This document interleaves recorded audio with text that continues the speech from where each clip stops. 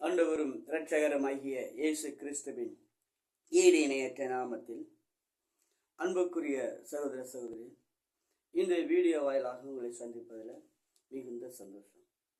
ஆனால் 2 தீமோத்தேயு புஸ்தகம் 2வது அதிகாரம் 12வது வசனத்திலிருந்து வாசிக்கிறேன். அவரோடு பாடுகளை சகித்தோமானால் அவரோடு ஆளுகை செய்வோம். நாம் அவரை மறுதலித்தால் அவரும் நம்மை மறுதலிப்பார். நாம் உண்மையில் இல்லாதவர்களாய் இருந்தாலும் அவர் உண்மை உள்ளவராய் இருக்கிறார். அவர் தம்மை தாமே மறுதலிக்கவும் மாட்டார். ஆம், தேவன் உண்மை உள்ளவர். தேவன், மனிதர்கள் உண்மை இல்லாதவர்கள். ஆனால் தேவன் உண்மை உள்ளவர். அவர் சொன்னதை செய்து முடிக்கிறவர். தேவன் சொன்னதை செய்து முடிக்கிற தேவன். சொன்னபடியே செய்து முடிப்பார். இதை செய்வேன் என்றால் அதை செய்து முடிச்சிருவார். ஆபிரகாமை ஆதியாகம புஸ்தகம் 12வது அதிகாரம் 1வது வசனத்துல ஆபிரகாமை பார்க்கிறோம்.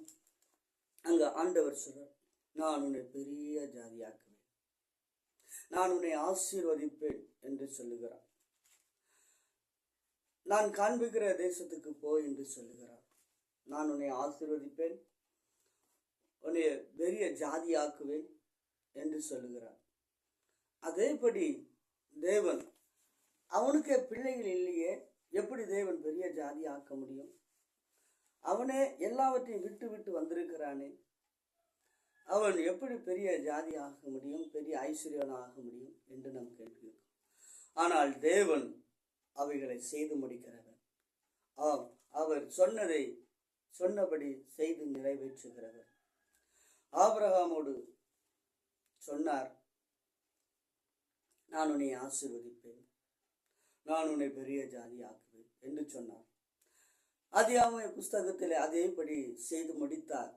ஆதியாகம புஸ்தகம் 24வது அதிகாரத்தில் பார்க்கிறோம். ஆதியாகம புஸ்தகம் 24வது அதிகாரத்துல பார்க்கிறோம். 24:35 வாசிக்கிறோம்.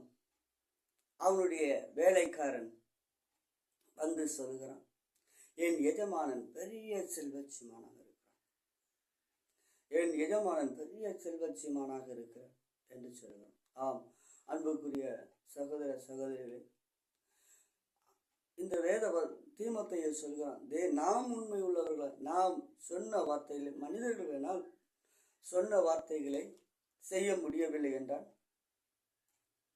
அவர்கள் யோசிப்பார்கள். ஆனா தேவன் அப்படி அல்ல. சொன்னதை செய்து நிறைவேற்றுகிறவர். ஆபிரகாமை அழைத்தார், நான் ஆசீர்வதிப்பேன் என்று சொன்னார். ஆசீர்வதித்தார். உன்னை பெரிய ஜாதி ஆக்குவேன் என்று சொன்னார். பெரிய ஜாதி ஆக்கினார். சரி, இவனுக்கு மாத்திரம் தானா? இது யதார்த்தமான காரியம் அல்லவா என்று சொன்னார். அதே ஆதியாகம புஸ்தகத்துல 28வது அதிகாரத்துல இவனுடைய ஈசாக்கினுடைய குமாரனுக்கு, இவனுடைய பேரனுக்கு ஆண்டவர் சொல்கிறார், யாக்கோபுக்கு, நான் உன்னோடு கூட இருந்து நீ போகும் இடமெல்லாம் உன்னை காத்து இந்த தேசத்துக்கு திரும்பி வர பண்ணுவேன், நான் உனக்கு சொன்னதை செய்யும் அளவும் கைவிடுவதில்லை என்று சொன்னார். அவனுக்கு மட்டும்தானா தேவன் சொன்னதை செய்தார்? இல்லை, யாக்கோபுக்கும் தேவன் சொன்னார், நான் சொன்னதை செய்யும் அளவும் உன்னை கைவிட மாட்டேன் என்று சொன்னார். சொன்னார், உன் கூட வருவேன், அவன் உன் கூட வருவேன், உன்னை பெரிய ஜாதி ஆக்குவேன், நான் உன்னோடு இருந்து உன்னை காத்து கொள்வேன், உன்னை பெரிய ஜாதி ஆக்குவேன், உன்னை ஆசீர்வதிப்பேன் என்று சொன்னான். அதே போல அந்த தேசத்துக்கு இவனோடு கூட போனார். லாபான் இவனை கொல்ல வனாந்தரத்திற்கு வரும் பொழுது அவனை காத்தார். அவனை 2 பரிவாரங்களுக்கு, ஆனால் இவனோ சொல்லுகிறான், அதிகாலையில் யாக்கோபு எழுந்து தலையின் கீழ் வைத்திருக்கிற கல்லை எடுத்து அதை தூணாக நிறுத்தி எண்ணெய் வார்த்து இந்த ஸ்தலத்துக்கு பெத்தேல் என்று பெயரிட்டான். அந்த ஸ்தலத்திற்கு பெத்தேல் என்று பெயரிட்டான். யாக்கோபு தேவன் என்னோடு கூட இருந்து, இதற்கப்புறம் தான் இவன் விண்ணப்பம் செய்கிறான், விண்ணப்பம் செய்கிறான். என்னை காப்பாற்றி ஆகாரமும் உடுக்க வஸ்திரமும் எனக்கு கொடுத்தார், கர்த்தரே என் தேவனாக இருப்பார் என்று சொன்னார். ஆம், அதேபடி இவன் லாபான், அவனுடைய மாமனார் லாபான் இடத்துக்கு போகிறான். சம்பளத்தை 10 முறை ஏமாத்துகிறான். ஆனாலும் கர்த்தர் அவனுக்கு சொல்லுகிறார், அவன் செய்யும் தீங்கை நான் கண்டேன் என்று சொல்லுகிறான். இப்பொழுது யாக்கோபுக்கு அவன் சொல்றான், எனக்குரிய ஆடை தனியா தாரும் என்று சொல்லுகிறான். எனக்குரிய ஆடை தனியா தாரும், நான் தனியை பிரித்துக் கொள்கிறேன் என்று. ஆனா இவனுக்குரிய ஆடு பூரம் பல குட்டிகளை போட கர்த்தர் உதவி செய்தார். குட்டிகளை போட்டு குட்டிகளை அடுத்தடுத்து பலமுள்ளதாக போட வைத்தார். அது அதிகமான பெருகச் செய்தார், ஆசீர்வதித்தார். ஆம், ஆண்டவர் சொன்னார், ஆபிரகாமுடைய வாழ்க்கையில சொன்னார், அதை நிறைவேற்றினார். அவனுடைய வேலைக்காரன் சொல்லுகிறான், என் எஜமானன் செல்வச்சீமானாக இருக்கிறார் என்று சொன்னான். யாக்கோபை கர்த்தர் சொன்னார், நான் உன் கூட இருப்பேன், உன்னை காத்துக்கொள்வேன் என்று சொன்னார். அதே போல யாக்கோப தேவன் காத்து கொண்டார். மாமனார் எல்லாவற்றையும் எடுத்துக்கொண்டு வனாந்தரத்தில் வரும் பொழுது அவருடைய மாமனார் எண்ணம் என்ன, அவனை கொன்னுட்டு அவனுடைய பொருள் எல்லாவற்றையும் திரும்பி கொண்டு வருவேன் என்று சொல்லி தனக்குள்ள தீர்மானம் பண்ணி அப்படியாக அவன் தன் வீட்டை விட்டு கிளம்புகிறான். ஆனால் வனாந்தரத்தில் வரும் பொழுதோ ஆண்டவர் சொல்லுகிறார், அவனிடத்துல நன்மை அல்லாமல் தீமையை நீ பேசக்கூடாது, நீ தீமையை பேசுனால் நீ சாகுவா என்று சொல்லி எச்சரிக்கிறார். ஆகையினாலதான் அவன் வந்து யாக்கோபிடத்துல சமாதானமாக பேசுகிறான். சமாதானமாக பேசி, உன் தேவன் எனக்கு நேற்றைக்கு சொப்பனத்தில் வெளிப்பட்டார், என்னை எச்சரித்தார், ஆகையினால் உன்னை உயிரோடு விடுகிறேன் என்று சொன்னார். ஆகையினால் உன்னை சமாதானத்தோடு அனுப்புகிறேன் என்று சொல்லுகிறான். ஆம், அன்புக்குரிய சகோதரனே சகோதரியே, இந்த நாளிலும் தேவன் உண்மை உள்ளவராய் இருக்கிறார். உனக்கு ஆசீர்வதிப்பேன் என்று வார்த்தைகள் வந்திருக்கிறார். அந்த வார்த்தையின் மேல் நீ நம்பிக்கை உடையவனாய் இரு. நீ நினைக்கலாம், என்னிடத்துல இருந்த ஒரே ஒரு வேலை, அதுவும் போயிட்டேன். என்னிடத்துல இருந்தது கொஞ்சோண்டு பணம் தான், அதுவும் தொலைஞ்சு போயிடுச்சு. என்னிடத்துல கொஞ்சோண்டு இருந்தது கொஞ்சோண்டு தான், அதுவும் காலியாக போகுது. பயப்படாத, திகைக்காத. கர்த்தர் சொன்னபடி நடக்கும். ஆசீர்வதிப்பேன். ஆண்டவர் தீமோத்தேயு புஸ்தகத்துல, நாம் உண்மையுள்ளவர்கள் அல்ல, மனிதர்கள் உண்மையுள்ளவர்கள் அல்ல, ஆனால் தேவன் உண்மை உள்ளவர்.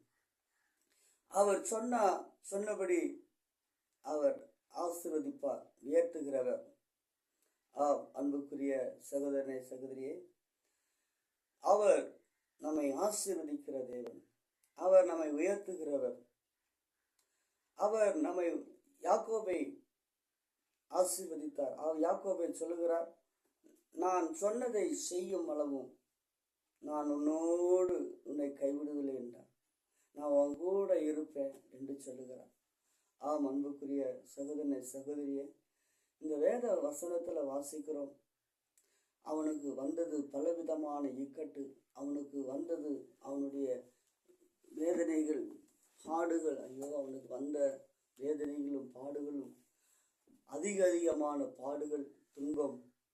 ஆனால் எல்லாவற்றிலும் கர்த்தர் அவனை விடுவித்து மீட்டு அவனை ராஜாக்களை போல மரிக்க செய்தார். அவனுடைய மரணத்தை பார்த்தால், அவனுடைய மரணம் 40 நாட்கள் எகிப்தியர் துக்கம் கொண்டாடினார்கள். அவனுடைய மரணத்தின் துக்கத்தின் நாட்களை 40 நாட்கள் எகிப்தியர் அந்நியர்கள் அவனுடைய மரணத்தை குறித்து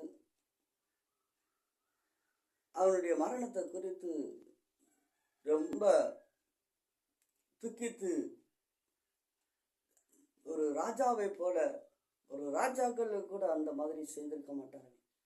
ஆனா இவன் ராஜாவா? இல்லை. தேசத்தை ஆண்டானா? இல்லை. ஆனா தேவன் அவனை சொல்லியிருக்கிறார், தேவன் அவனோடு கூட இருக்கிறார். ஆகையினாலே தேவன் சொன்னதை செய்தார். அன்புக்குரிய சகோதரனை சகோதரிய, இந்த நாளிலும் உன்னிடத்தில் ஆண்டவர் என்ன வார்த்தை சொல்லியிருக்கிறாரோ அதை கட்டாயமாக செய்து முடிப்பார். கேட்டுக்கொண்டிருக்கிற அருமையான சகோதரனே, இந்த வார்த்தையை நீ கேட்டுக்கொண்டிருக்கும் பொழுது ஆண்டவர் உனக்கு ஒரு அற்புதத்தை செய்வார். திகைக்காத, கலங்காத சகோதரனே, ஆண்டவரை நம்பு. அவர் உண்மை உள்ளவர். அவர் உனக்கு சொன்ன வார்த்தை நிறைவேற்றுவார். நீ நினைக்கலாம், என் வழிகள் எல்லாம் அடைக்கப்பட்டிருக்கு, என் பாதைகள் எல்லாம் அடைக்கப்பட்டது, எனக்கு கிடைக்கப்பட்ட ஒரே ஒரு வேலை தான், அதுவும் என்னை விட்டு போய்விட்டது என்று நினைத்து கொண்டிருக்கிறாயா? கலங்கி கொண்டிருக்கிறாயா? கலங்காத. கர்த்தர் உன்னுடைய வாழ்க்கையில பெரிய அற்புதங்களை செய்ய வல்லமுள்ளவர். ஐயோ, எனக்கு இந்த குறைபாடுகள் இருக்கிறது, ஐயோ எனக்கு வேலை இல்லை, ஐயோ எனக்கு பிள்ளைகள் இல்லையே என்று சொல்லி வேதனை அடைந்து கொண்டிருக்கிறாயா? கலங்காத. கர்த்தர் 90 வயது கிழவனாகிய ஆபிரகாமுக்கு, 100 வயது ஆபிரகாமுக்கு, அவனுடைய மனைவிக்கு 90 வயது, இந்த வேளையில் அவர்களுக்கு குமாரனை கொடுத்த தேவன் உன்னுடைய வாழ்க்கையிலும் அவர் இருக்கிறார். அந்த தேவன் இன்னும் மறிக்கவில்லை. அவர் சொல்கிறார், நான் மறித்தது உண்மைதான், நான் சதா காலம் உன்னோடு கூட இருக்கிறேன் என்று சொல்கிறார். ஆம் அன்புக்குரிய சகோதரனே, இக்கட்டில் இருக்கிறாயா?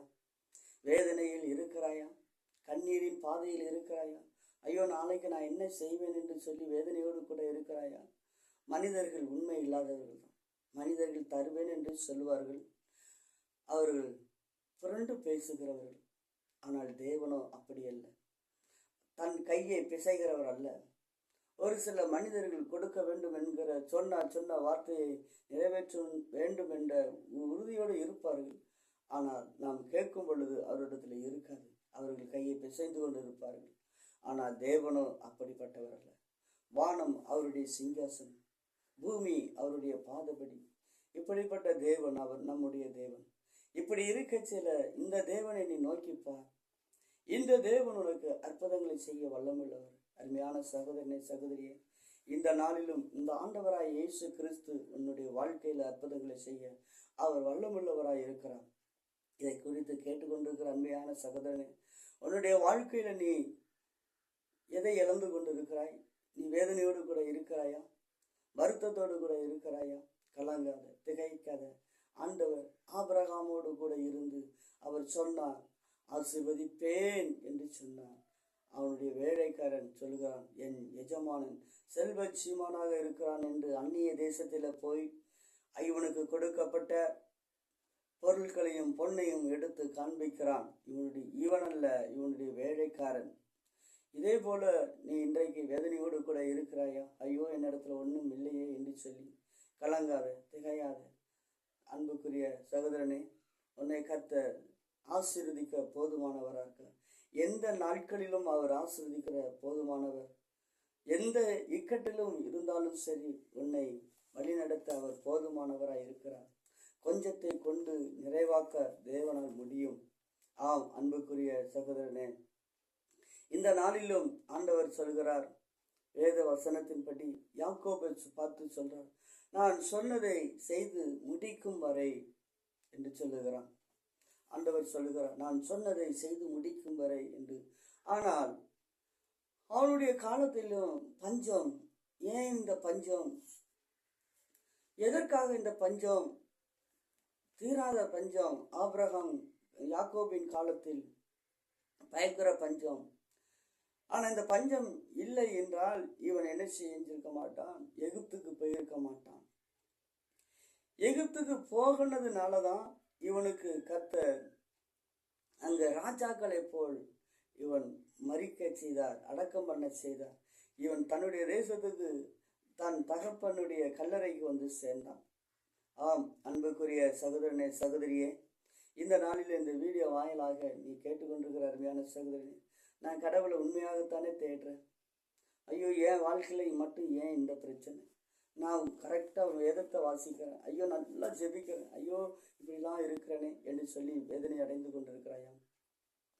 உன்னுடைய நாட்களை ஆசிர்வதிப்பதற்காக இந்நாட்களை உன் காலத்தை இடத்தை நகர்த்துவதற்காக யாக்கோபு இடத்துல தேவன் சொன்னார், நான் உன்னை ஆசீர்வதிப்பேன், நான் உன்னை சொன்னதை செய்யும் வரம் கைவிடுவதில்லை என்று சொல்லுகிறார். அதேபடி 40வது அதிகாரத்துல, ஆதியாகம புஸ்தகம் 40வது அதிகாரத்துல பார்க்கிறோம், ஆண்டவர் சொல்றார், நீ போ, எகிப்துக்கு போக பயப்படாத.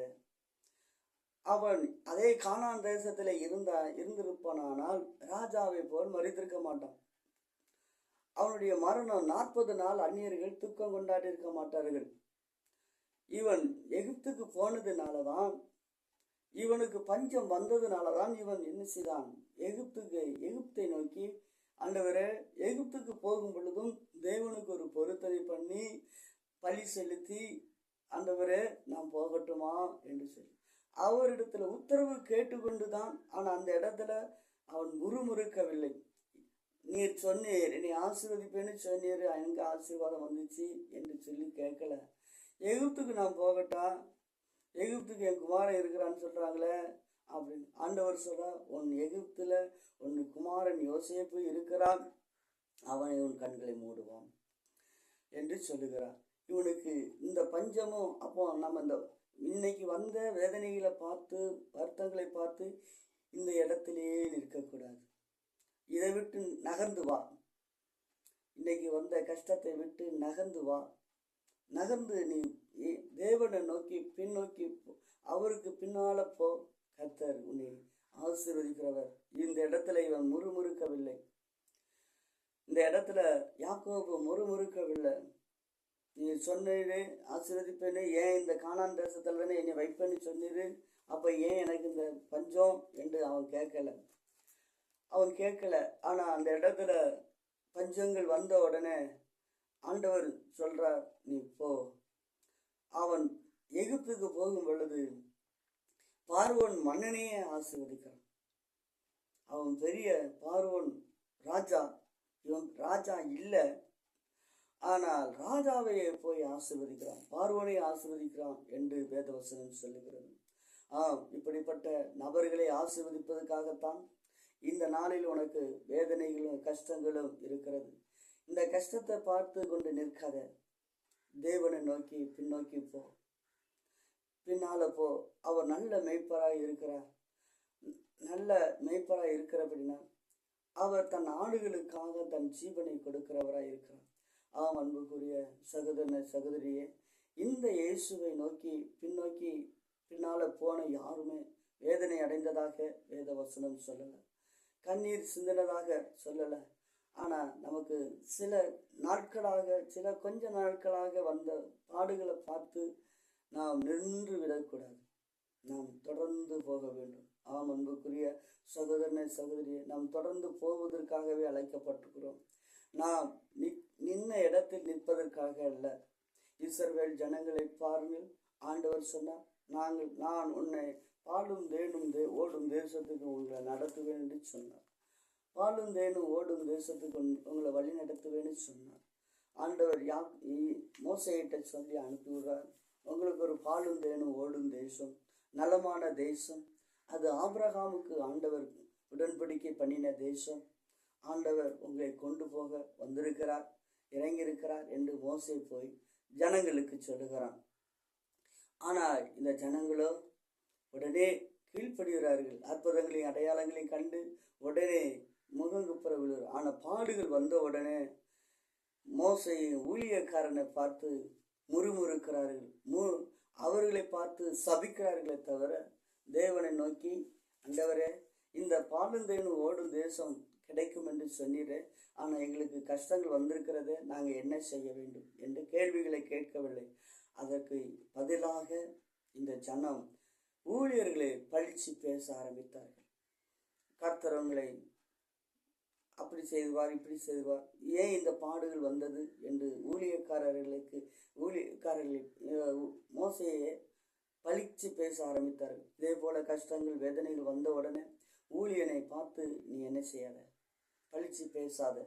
இந்த ஆண்டவராய் இயேசு உன்னுடைய வாழ்க்கையில பழிச்சு பேசுவதற்காக நீ அழைக்கப்பட்டவன் அல்ல, நீ முன்னேறி செல்வதற்காக. இந்த கஷ்டங்கள் ஏன் வந்தது என்று வேதனையில் பார்க்கும் பொழுது நீ ஆண்டவர் இந்த வேதனையில் இந்த இஸ்ரவேலர்களுக்கு சொன்னார், நான் பாலும் தேனும் ஓடும் தேசம், நலமான தேசத்தை நான் தருவேன் என்று சொன்னார். இதை யாத்ராம் புஸ்தகத்துல 3வது அதிகாரத்துல 7வது வசனத்திலிருந்து வாசிக்கிறோம். அங்க பாலும் தேனும் ஓடும் தேசம், அந்த தேசம் நலமான தேசம். 8வது வசனத்துல சொல்லுது, அதை விடுதலையாக்கவும் நான் வந்திருக்கிறேன், பாலும் தேனும் ஓடும் தேசம் என்று சொல்லுகிறார். அந்த தேசம் பாலும் தேனும் ஓடும் தேசம் என்று சொல்லுகிறார். அந்த தேசத்துக்கு நான் உங்களை கொண்டு போவேன் என்று சொல்லுகிறேன். நான் உங்களை நிமித்தம் அல்ல, உங்களுக்கு முன்பதாக ஆபிரகாமுக்கு நான் உடன்படிக்கை பண்ணியிருக்கிறேன், என் தாசனாகிய ஆபிரகாமுக்கு நான் உடன்படிக்கை பண்ணியிருக்கிறேன். இந்த தேசத்துக்கு நான் அவர்களை கொண்டு வருவேன், நட்டுவேன், உன்னை பெரிய ஜாதி ஆக்குவேன் என்று சொல்லியிருக்கிறேன். அந்த உடன்படிக்கையை நிறைவேற்றுவதற்காக நான் வந்திருக்கிறேன் என்று சொல்லி அந்த ஆண்டவர் அவர்களுக்கு அந்த இடத்துல வாக்குத்தத்தங்களை பண்ணுகிறார். ஆனால் இவர்களோ கொஞ்சம் வருத்தங்கள் வேதனைகள் வந்த உடனே ஊழியர்களை பழிச்சு பேச ஆரம்பிக்கிறார்கள். ஆனாலும் கர்த்தர் ஊழியருடைய சத்தத்தை அவர்கள் கேட்க மனம் இல்லை. தொடர்ந்து தேவனோடு கூட இவர்கள் இந்த மோசே அந்த கஷ்டங்கள் வந்த வேளையிலும் இவர்கள் தொடர்ந்து கர்த்தரை நோக்கி இன்னும் கர்த்தரை பின்பற்றி இவர்களை பழிக்காம நாங்கள் என்ன செய்யணும், இவ்வளோ கஷ்டங்கள் வந்துட்டேன் அப்படின்னு சொல்லி மோசையினிடத்துல வந்து ஆலோசனையை கேட்காம மோசையை பழிச்சு பேச ஆரம்பித்தார்கள். அன்புக்குரிய சகோதரனே சகோதரியே, இதே போல ஒரு சில ஊழியர்கள் வந்து உன்னை கர்த்தர் ஆசீர்வதிப்பார், வந்துட்டு அப்படி செய்வார் இப்படி செய்வார்னு சொன்ன உடனே உனக்கு அடுத்து வேதனைகளின் கஷ்டங்கள் வந்தா அவர் கள்ளத்தக்க தரிசனம் சொல்லிட்டு போயிட்டார் என்று சொல்லி கொண்டு இருக்காது. ஏன் வந்தது? கொஞ்சம் ஒரு நிமிஷம் சிந்தனை பண்ணிப்பார். ஆசீர்வதிப்பேன்னு சொன்னாரு, ஏன் எனக்கு இந்த வேதனைகள் வந்தது? அப்போ அவர் கள்ளத்திற்கு தரிசனம் சொல்லிட்டு போயிட்டாரா என்று நீ நினைக்க வேண்டாம். ஆனால் தேவன் அவர்களுக்கு கொடுக்கப்பட்ட தீர்க்க தரிசனங்களை எல்லாம் ஆண்டவர் சொன்னார். ஆபிரகாமை பார்த்து சொன்னா, உன்னை பெரிய ஜாதி ஆக்குவேன், அதே போல பெரிய ஜாதியாகி இந்த தேசத்தை அதே நீ நடந்து தெரிகிற ஒருவனுக்கு எதற்கு இவ்வளவு பெரிய அவனு நடந்த இடத்த பாரு, ஒருவனுக்கு எதுக்கு இவ்வளவு பெரிய தேசம்? அவனுடைய சந்ததி சுதந்திரிப்பதற்காக இவனை அழைய வைக்கிறார், நடக்க வைக்கிறார். அன்புக்குரிய எதெல்லாம் ஆபிரகாம் நடந்தானோ அதையெல்லாம் கர்த்தர் அவனுடைய பின் சந்ததியார் சுதந்திரித்து கொண்டார்கள். அதனாலதான் இன்னைக்கு சில வேளைகளை நாம தேவன் அலைய வைக்கிறார். ஏன் இந்த இடத்துல அலைய வைக்கிறார், வேதனையோடு கண்ணீரோடு அலைய வைக்கிறாரு அப்படின்னா, இந்த வேதனைகள் வரலன்னா இந்த இடங்களுக்கு நம்ம வர முடியாது, வேதனைகளை மிதிக்க முடியாது, இந்த இடங்கள்ல மிதிக்க முடியாது. இந்த இடங்கள்ல மிதிக்கலைன்னா நம்மளுடைய பின் சந்ததியர்கள் நடக்க முடியாது, அதுகள் சுதந்திரிக்க முடியாது. நம்முடைய பின் சந்ததியர்கள் சுதந்திரிப்பதற்காகத்தான் தேவன் இந்த காரியங்களை வேதனைகளை அனுபவிக்க தேவன் நினைச்சார். ஒவ்வொரு மனிதனுக்கும் ஒவ்வொரு பாடுகளை தேவன் அனுபவித்திருக்கார். அன்புக்குரிய அதுக்காக பாடுகளை சொல்லிக்கொண்டே இந்த இடத்துல நின்று கொண்டிருக்காங்க. ஆண்டவரை நோக்கி பின்னோக்கி, ஆண்டவரை நான் என்ன செய்ய வேண்டும்? தேவன் உண்மை உள்ளவர், ஆசீர்வதிப்பேன்னு சொல்லிட்டாரு. அவர் நிச்சயமாக உன்னை ஆசீர்வதிக்கத்தான் அவர் போதுமான தேவனாய் இருக்கிறார். அன்புக்குரிய சகோதரனே சகோதரியே, இந்த நாளிலும் உன்னுடைய வாழ்க்கையில வேதனைகளும் பாடுகளும் வருகிறதா? உனக்காக நான் ஜெபிக்கிறேன். மகா இரக்கமும் கிருபையும் நிறைந்த நல்ல தகப்பனே, அற்புதங்களையும் அதிசயங்களையும் செய்கிறவரே, ஆண்டவரே நீர் உண்மை உள்ள தெய்வம், மனிதர்கள் உண்மையற்றவர்கள், ஆனால் நீர் உண்மை உள்ளவர்கள். உண்மை உள்ளவர் ஆண்டவரே. ஆண்டவரே, ஆபிரகாமுக்கு நீர் சொன்னீர், நான் உன்னை ஆசீர்வதிப்பேன் என்று சொன்னீர், நான் உன்னை பெரிய ஜாதி ஆக்குவேன் என்று சொன்னீர். ஆண்டவரே, அதே போல அவனை ஆசீர்வதித்து செல்வாச்சிமானாக மாற்றினீர், அவனுடைய சந்ததியை பெருக செய்தீர். ஆண்டவரே, அதே போல யாக்கோபுக்கு நீர் சொன்னீர், நான் உன் கூட இருந்து உன்னை காத்துக்கொள்ளுவேன், உன்னை சொன்னதை செய்யும் பொழுது உன்னை கைவிடுவதில்லை என்று சொன்னீர். அதேபடி ஆண்டவரே உமக்கு நன்றி. அந்த யாக்கோவை நீர் ஆசீர்வதித்து அவனுக்கு சொன்னதை செய்து முடித்தீர். அதே போல நாட்களிலும் எங்களுடைய வாழ்க்கையில் நீர் அற்புதங்களை அதிசயங்களை செய்யும்படியாக செபிக்கிறேன். பெரிய காரியங்களை செய்யுங்க, அற்புதங்களை செய்யும் ஆண்டவர்.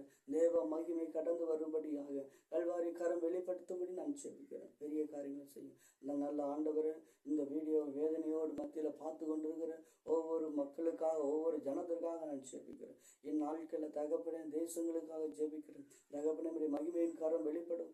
தேசங்களுக்குள் நாங்கள் இருக்கும் நாட்கள் மட்டும் ஒரு சமாதானத்தை கட்டளை. பெரிய காரியம் இயேசுவின் நாமத்தில் பிதாவே, ஆமென்.